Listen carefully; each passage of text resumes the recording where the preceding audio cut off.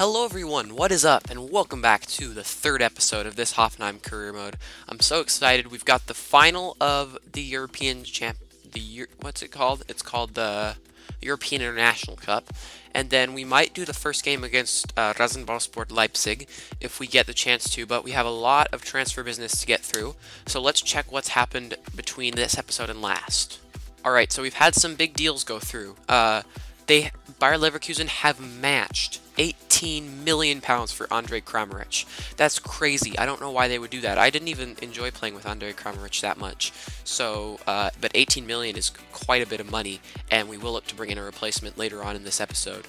Press conference, we don't care about that, but Hertha Berlin have surprisingly accepted £6 million for Mitchell Weiser. He's a nice young talent, and I think this is kind of a realistic transfer. He's supposedly very happy at Hertha Berlin, but usually Hertha Berlin do kind of struggle in the game. They go down quite easily, so hopefully we can convince him to join our team. We will give him, well, we don't need to specify a contract right now, and we'll just go with that, and hopefully he signs that, but if not, we can give him important first team player. Alrighty guys, but now we've got this important game, the European International Cup final against Genoa. We already beat them in the group stage, so hopefully we can replicate that result. Their lineup, I'm quite happy with the way that the team has performed now.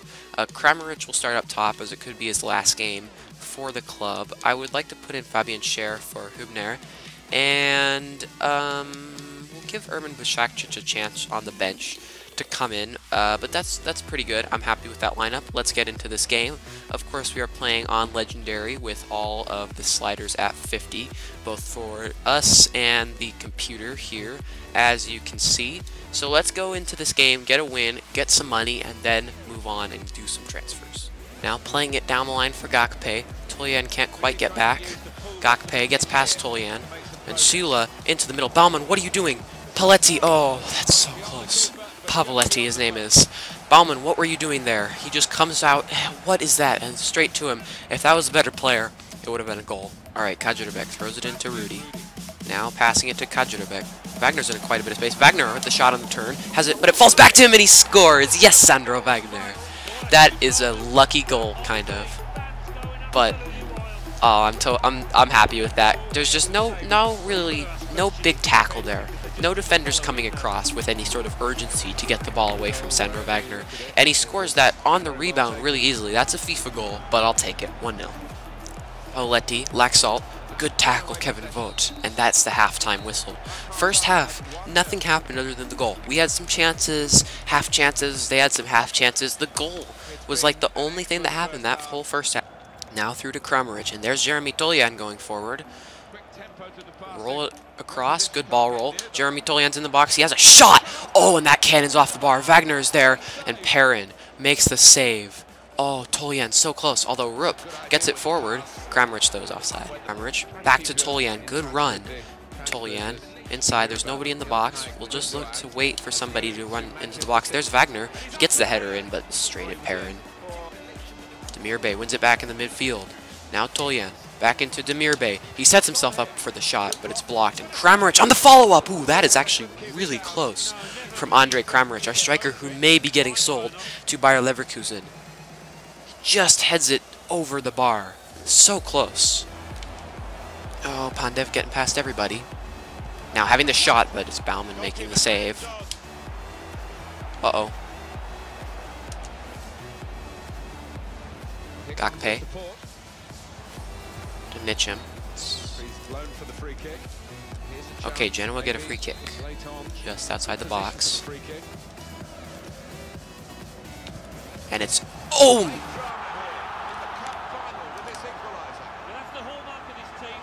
No way. Oh my god, how did he score? What just happened?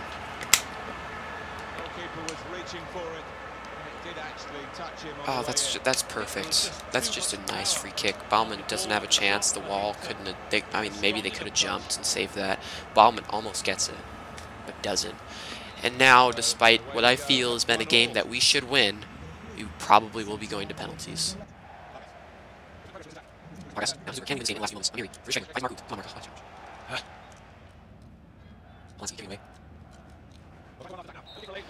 Alright, that's it. We're going to penalties. I am extremely disappointed. Let's have a look at the match stats file. Okay, they did have quite a few more shots than, well, not quite a few, but it's a very even game, and I would say, I guess, penalties are a fair result, but we really should have been able to hold on. We will swap these two. Prim and Schwegler will take the first one. I like to have one of my best penalty takers fourth or third. Not last, but, you know, right in there. Alright, Schwegler's up. Once again, we're doing a penalty shootout. Schwegler missed last time, and he misses this time. Schwegler, you are permanently off penalties. Come on, Baumann. Let's make it 0-0 after one shoot. Come on. Pandev, he's going top right. Yes, he is! But with Baumann, how do you not make that save? That's exactly where I told you to go. Boots, come on, make this. Good. Alright, good penalty. Come on. We gotta save one. Come on, Oliver. Yeah, look at that. Do what he says. Oh, you're going up the middle. Think you're so cool? Well, you're not. Haha. Vargas. No way. Perrin, stop being good. Just as soon as we think we could take an advantage or tie it back up and make a save. Gakpe. Good penalty. Passes it into the middle. Alright, come on, Eugen Polanski. You've got to make this. Great penalty. Rifles it up the top. Alright, come on. We need to get this equalizer. Come on, save this, Baumann. You can do it. Ah, straight up the middle. Alright, we've got to make this, just keep it alive. Nadia Mamiri. Come on. Good penalty. Alright, come on. Now, Baumann, do exactly what you did against Leicester City. Come on, Oliver. You can do it. They don't deserve to win this. Come on. Kofi. You know you're going to go up the middle. Oh, he's missed it. Okay, sudden death. This is just what happened last time. Zuber, great penalty. Alright, come on. Come on. Baumann, you can do it. Orban, the captain of Genoa. Good penalty. Oh, this is intense. Kajerabek now on the ball. He will go. Yes, that's a good penalty, Pablo. Alright, come on, Baumann. Diego Laxalt.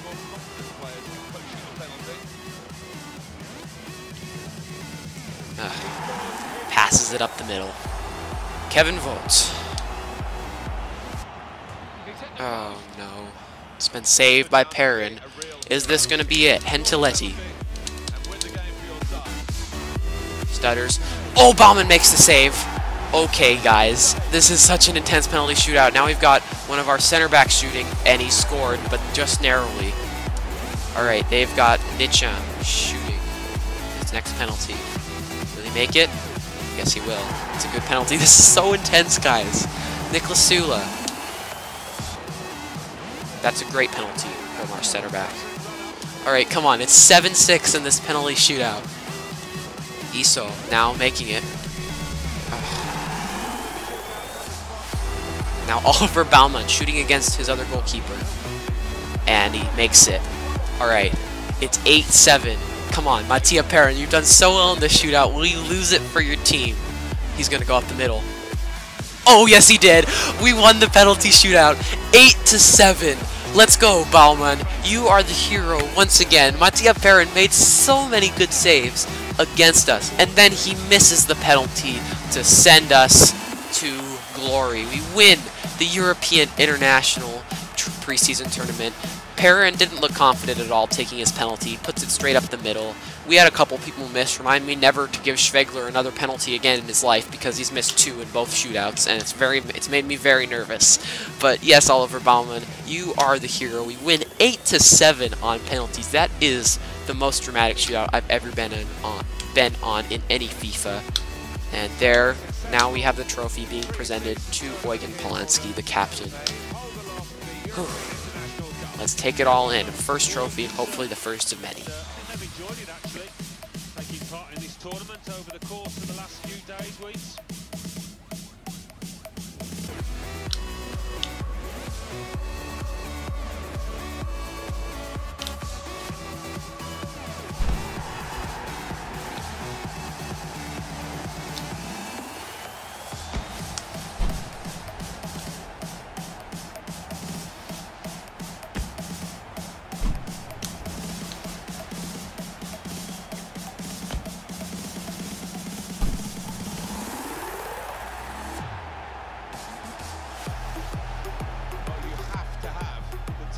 shootout. And they're getting ready for it now. Yeah, one of those. Alright, so we won 8-7 on penalties in the final and 5-4 in the semifinal. That is quite a preseason tournament. I don't think we'll ever have one more exciting than that. But maybe we will, who knows. Now let's get on to some transfer business. They've accepted our 5 million, I think it was, offer for Andreas Beck, our former captain. So we will bring him in. We don't need to give him a squad role unless they specifically ask for one. They're very happy about our performance, and we get an extra 3.6 million pounds. That's quite good. I'm happy with that. Alright guys, Kramaric has been sold for 18 million pounds to Leverkusen, and they've given us 15 million of that, so now we need to go find another striker to replace him. Alrighty guys, so unfortunately my Elgato didn't record this because I took a break in between recording this first part of this episode and this part of the episode, and I forgot to press the commentary button on my Elgato thing. It happens to everybody, unfortunately.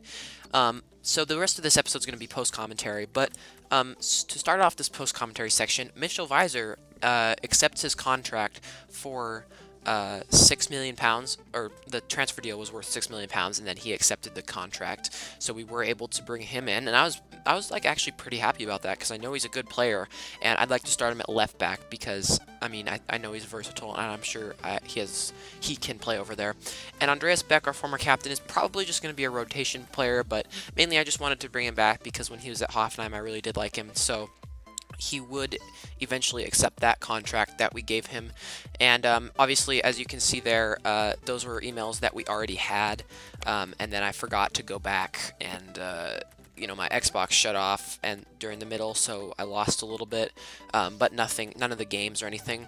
But then there were a few strikers that I was looking at in there, and the main three were Fedor Smolov from Krasnodar, Martin Braithwaite from Toulouse, and Rodrigo from Valencia. And so they would want a lot of money for each of those strikers, and throughout this whole episode, we kept offering more. We lowballed them really a lot on the first offer for every single one. We did like less than half of what they asked for, and then we had to work our way up on every single one. Smolov was the most expensive, although he's the best. He's 80 rated with 82 potential, and I honestly think that he can be quite a good player for us, is what I was thinking at the time. So as you can see there, we're really lowballing them, 10 million for a 27.5 million player. So obviously they didn't accept that. I just thought they might. But we take a break from the transfers here to look at the youth scouts, and unfortunately there's nobody very good in there. There's a 90 potential, not really any good. 70s are just not good enough, and I find that somebody that has potential with like an 86 in there just isn't going to hit that. They usually hit right in the middle of their initial potential. So then I knew that we needed a youth player quick to fulfill the objective that the board has given us, so I went and bought a Scout Future Star, and that will come in the next episode.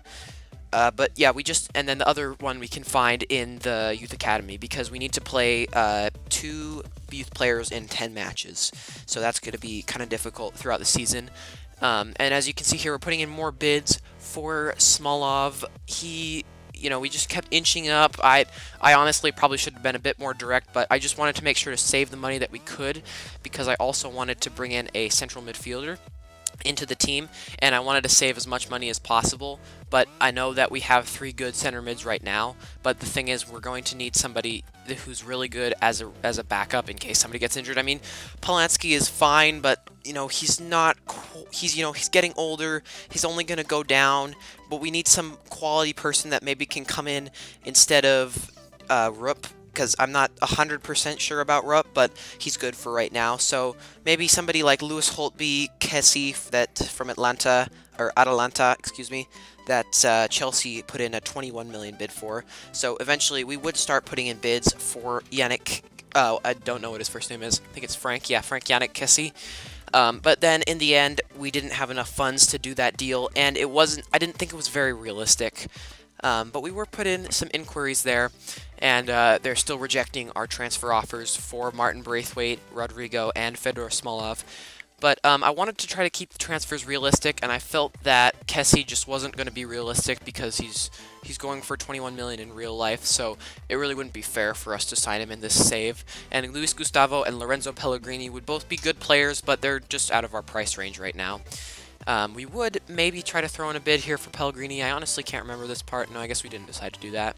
But there was one player that I was really interested in. His name is Marco van Ginkel. He plays for Chelsea. He's just gotten back from a loan spell. I think it was with Stoke City.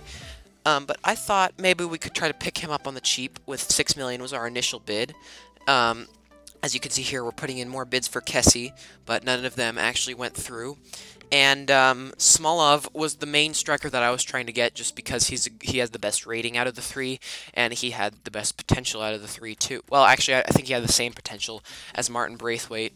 But I really wanted to bring him in, so I gave an offer of £22 million. It's more than a little bit more than Kramaric was worth, but we do have a little bit of extra money there.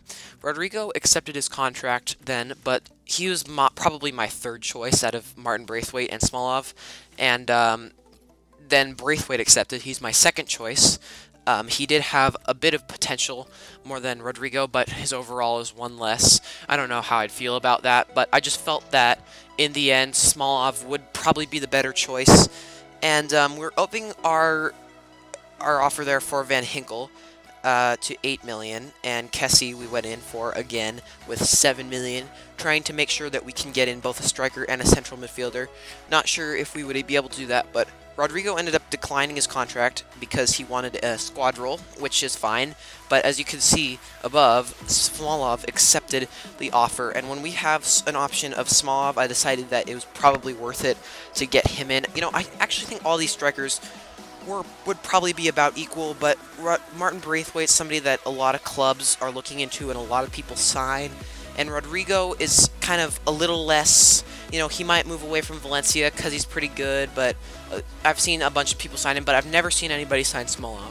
So that was the main reason why I accepted that. Eduardo Vargas we got a bid for 9 million for, but honestly, he's just so good up top. You know, he might leave in real life because he's just not great in real life, but in game, he's one of our only 4-star skillers, and he was just really good.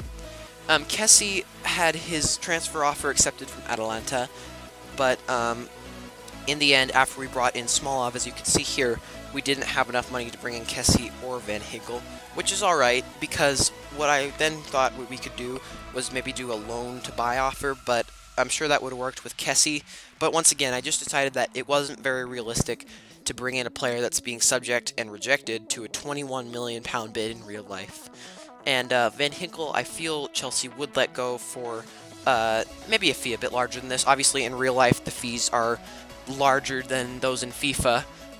But yeah, as you can see there, Rodrigo declined, and we would have to reject Martin Braithwaite because we already brought in our striker.